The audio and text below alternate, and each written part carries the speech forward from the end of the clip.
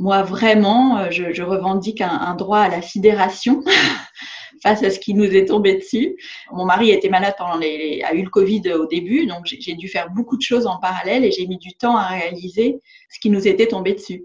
On me disait, c'est génial, tu vas faire du yoga, tu vas relire Proust, etc. Je dis, non, non, non, pas du tout. En fait, moi, je n'en suis pas du tout là. Je suis pour le moment sidérée.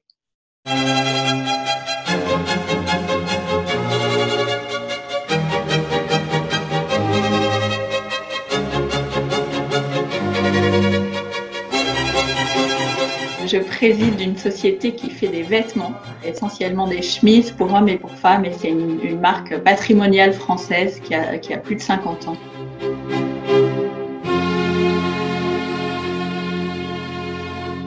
Quand on est dans la distribution, on vit avec le chiffre. C'est-à-dire, moi, tous les jours, j'ai mon chiffre de la veille qui tombe à 7 heures du matin, et toutes les heures, j'ai le chiffre de toutes les boutiques qui tombent. Donc, ce mail rythme ma journée. Et ce qui nous drive tous, c'est le chiffre.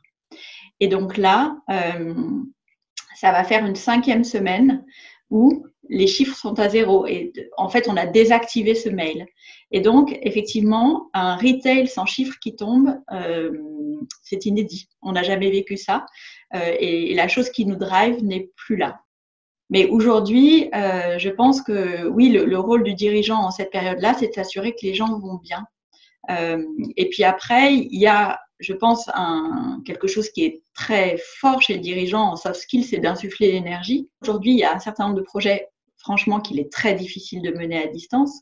Je peux vous raconter, là, on fait des choix de tissus à distance, c'est extrêmement compliqué. Mais effectivement, moi, au bout de ces semaines où j'étais vraiment petit soldat, à un moment, je me suis arrêtée, je me suis dit, mais c'est sidérant. C'est-à-dire que je suis dirigeante d'une société dont la mission est de faire du chiffre, je n'en fais pas. Et à un moment, je me suis dit, oui, effectivement, je suis sidérée et j'ai besoin de temps.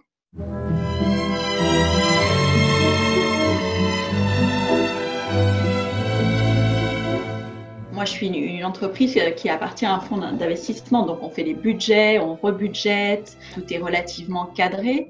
Et aujourd'hui, effectivement, on est obligé, et dans une certaine mesure, je suis assez rebelle parce que je ne veux pas faire de plan stratégique pour les mois à venir. Ça ne sert à rien. On vous les demande, Éléonore, ces plans stratégiques, c'est-à-dire qu'il y a encore une... Un peu, oui, un peu. Vous savez, on a 2 injonctions quand on est dirigeante. Il faut lire Proust et puis en plus, il faut retravailler toute la stratégie de sa boîte puisqu'on a le temps, n'est-ce pas? Donc, et faire du yoga, pardon. Donc, oui, je crois que ça leur ferait plaisir. Mais aujourd'hui, justement, quand je parlais tout à l'heure du droit à la sidération, aujourd'hui, moi, j'en suis incapable. Je crois qu'aujourd'hui, la priorité n'est pas à ça, effectivement. La priorité, elle est à comprendre ce qui nous arrive, à hiberner, c'est-à-dire faire le gros dos pour tenir. Et puis ensuite, une fois qu'on aura compris ce qui nous est arrivé, il faudra aussi comprendre nos clients.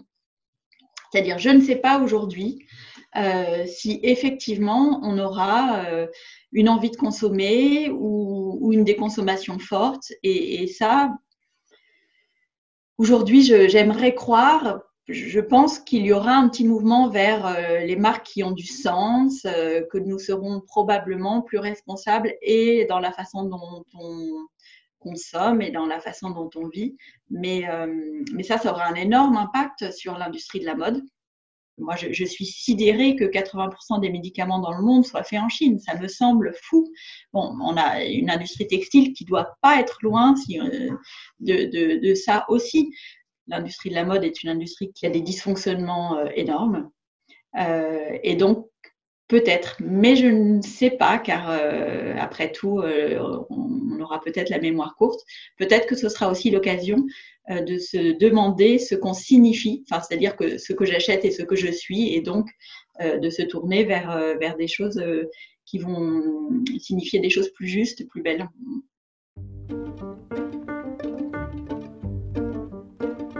Les 15 premiers jours de confinement, mon mari était malade.